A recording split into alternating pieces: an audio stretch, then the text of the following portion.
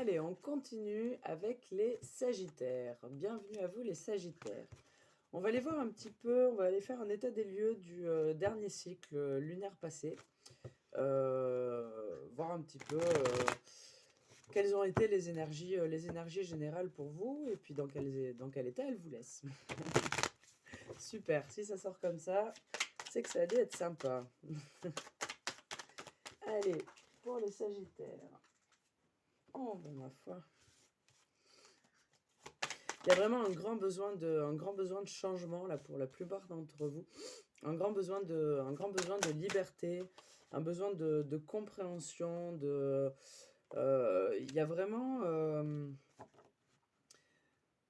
il y a un besoin de lâcher prise, de lâcher certaines choses, de pouvoir gagner en liberté, de suivre un peu ses rêves, d'aventure exactement. Euh, de partir un petit peu à la conquête de sa vie. Là, j'ai une détermination de folie, dis-moi. Ouh! On a le succès et la vacuité qui viennent sauter ici, avec la schizophrénie au milieu. J'ai vraiment la notion comme si vous aviez une envie folle, voyez, de vous lâcher, un petit peu à l'image de l'énergie de ces deux cartes, et qu'en même temps, vous êtes terrorisé par le fait de le faire. Et aussi, il y a cette notion mais à la fois, que vont penser les autres de moi, de mes choix, et puis moi, qu'est-ce que je vais penser de moi, comme s'il y avait vraiment des choses, vous avez envie de choses.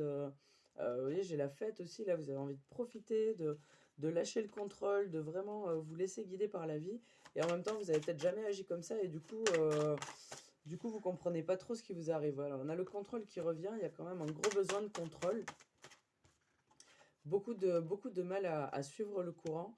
Euh, c'est assez... ça balance un peu entre les deux, quoi. C'est parce que d'un côté, vous êtes en phase d'éveil, vous comprenez à la fois que vous modelez votre propre existence et que vos intentions, vos objectifs de vie sont importants. Et, euh, et en même temps, d'avoir cette ouverture d'esprit, vous avez parfois des incompréhensions par rapport à ce que la vie peut vous proposer et de la manière dont les choses se passent.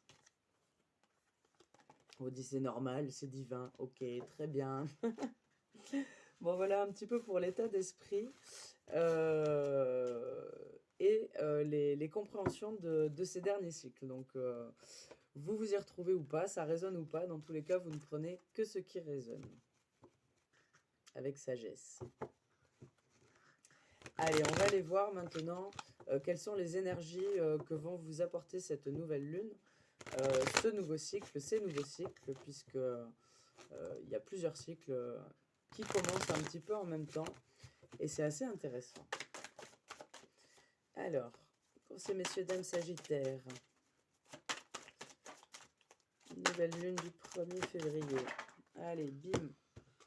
Ça c'est un peu trop les filles.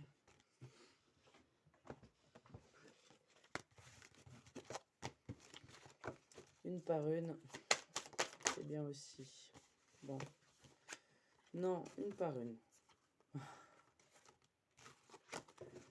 Faut être dur avec les enfants. Mais pas trop.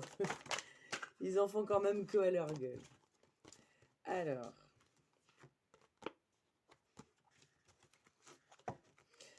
Alors cette nouvelle lune, le voyage continue. Déjà, d'une part, j'avais le voyage sur le premier tirage et le voyage sur celui-là. Je vais vous montrer les deux parce qu'elles ont quand même des énergies assez différentes. Ça, c'était le voyage du cycle d'avant. Je pense que vous voyez pas grand-chose avec la luminosité. Et là, c'est le voyage qui commence. C'est un petit peu plus clair, c'est un petit peu plus calme. C'est moins... Déjà, on a une boussole, c'est pas mal. C'est à peu près où on va, ou vers quel endroit globalement on se dirige, dans quelle direction on se dirige. Il y a un petit peu moins de brouillard, un petit peu moins d'émotionnel que dans cette carte. C'est de l'ordre vraiment du positionnement, du choix, assez éclairé. Il y a peut-être des choses qui vont s'éclairer, des situations que vous allez voir ça ressort énormément en ce moment, que vous allez voir d'un nouvel angle ou pas. Dans tous les cas, j'ai l'impression que vous n'allez pas faire dans le détail, hein. Et c'est pour la réussite, c'est bien. Mais c'est assez, ça sort par paquet. Alors, pour certains, ça peut être le début d'une nouvelle période qui peut sembler un petit peu vide, entre guillemets. Alors, deux solutions, ou ça peut vous sembler, enfin deux solutions, deux cas de figure là qui se présentent, ou ça peut sembler un petit peu vide parce que justement c'est plus mou, c'est plus, les choses se calment un petit peu, il y a un petit peu moins d'agitation autour de vous, ou alors c'est une période de repos qui va vraiment vous faire du bien. Pour certains, vous rentrez dans une phase un petit peu comme ça de souffler et ça va être quand même un petit peu plus sympa. Dans tous les cas, c'est une phase de compréhension, j'ai la réussite qui revient, une phase de compréhension qui peut s'offrir à vous avec cette nouvelle lune. De la même manière que de voir les choses différemment. Euh, des fois, plus que de les voir de notre point de vue, il y a besoin de les voir avec un petit peu plus de détails pour les comprendre. Donc, voilà, peut-être bien qu'il y a des énergies générales qui vont vous pousser à aller voir un petit peu plus en détail, aller un petit peu plus en profondeur, que ce soit vos profondeurs ou, ou la profondeur des situations. Mais il va y avoir de la réflexion en tout cas. Alors, quoi d'autre pour cette nouvelle lune?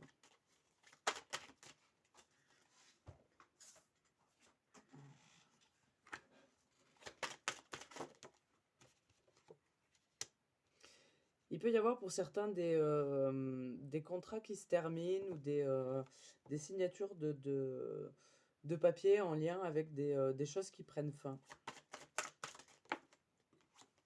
Dit tout ça, c'est protégé, ça se passera comme vous voulez. Attention, ceci dit, aux mensonges et aux tromperies, il peut y avoir j'aime pas dire des trucs comme ça, putain. Bon, bref, je le dis. S'il y a des personnes qui se reconnaissent dans cette situation-là, il peut y avoir des gens autour de vous qui vous mentent et qui vous bercent un petit peu dans l'illusion. Mais vous allez être protégé là-dedans et vous allez certainement y voir exactement la lumière, y voir plus clair dans cette situation. J'aime pas appeler les gens à la méfiance, donc je dirais pas méfiez-vous, mais soyez vigilants et restez bien connectés à votre cœur pour entendre si la situation ou la personne résonne avec votre vérité ou pas. À tout moment, vous pouvez vous demander, est-ce que ça sonne vrai? Est-ce que c'est bon pour moi? Est-ce que c'est juste pour moi ou pas? Et vous avez une réponse ici au niveau du cœur. Dans tous les cas, on vous dit ça fait partie du voyage. La carte ressort ici.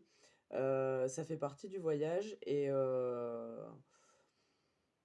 globalement, ça va aller. Moi, le tirage que j'ai devant moi est super mignon. malgré, malgré les messages qui en sont sortis, c'est vraiment dans la douceur. On va aller compléter ça avec un message des rebelles sacrés pour avoir une petite guidance et ben passer justement ce nouveau cycle qui s'annonce dans la douceur. Ça serait l'idée.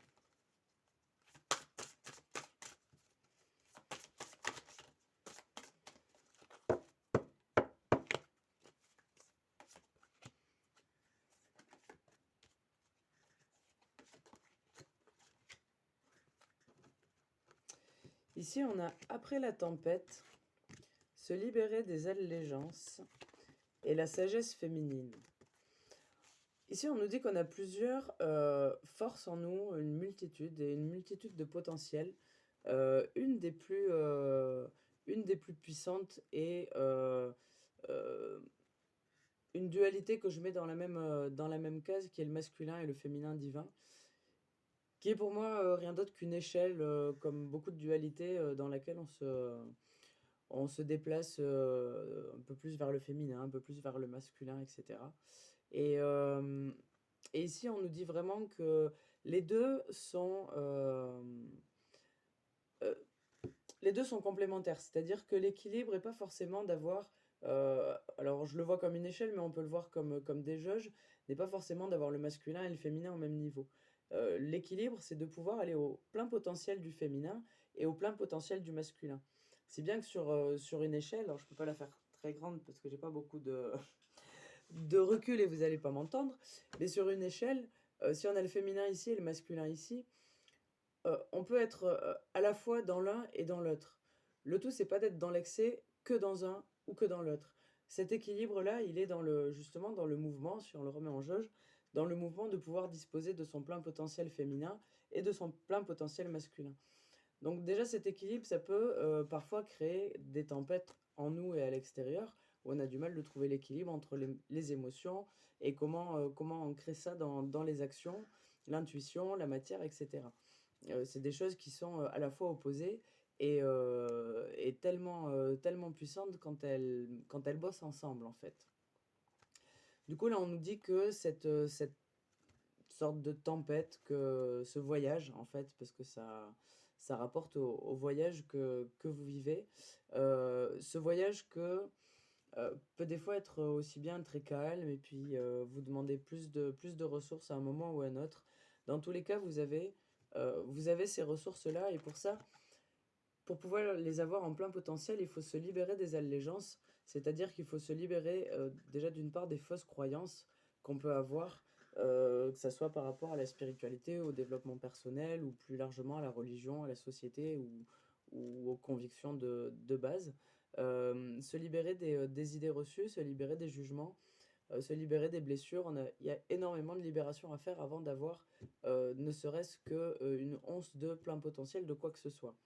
Euh, Ici, on nous dit que c'est le chemin qui est important et surtout les compréhensions qu'on a sur ce chemin et ce qu'on arrive à se détacher pour, euh, pour laisser place en fait au vide et laisser place à l'intuition, à l'inspiration qui fait qu'on peut avancer avec cette sagesse-là qui est à la fois acquise et à la fois innée parce que euh, on a cette idée de connexion, cette idée de miroir de l'autre, cette idée de vie antérieure, d'expérience, peu importe ce que vous vivez et ce que vous croyez et quelle est votre réalité. On a cette espèce de potentiel à nous qui est vraiment très fort et dont on peut disposer si tant est qu'on ait conscience de ça. C'était un peu fouillis la fin de cette vidéo. Je pense que chacun aura eu les messages qu'il a dû recevoir, qu'il devait recevoir. Je vous souhaite une bonne soirée, une bonne journée, peu importe quand vous regardez la vidéo. Je vous souhaite une bonne lunaison, bon courage pour les turbulences et je vous dis à très bientôt.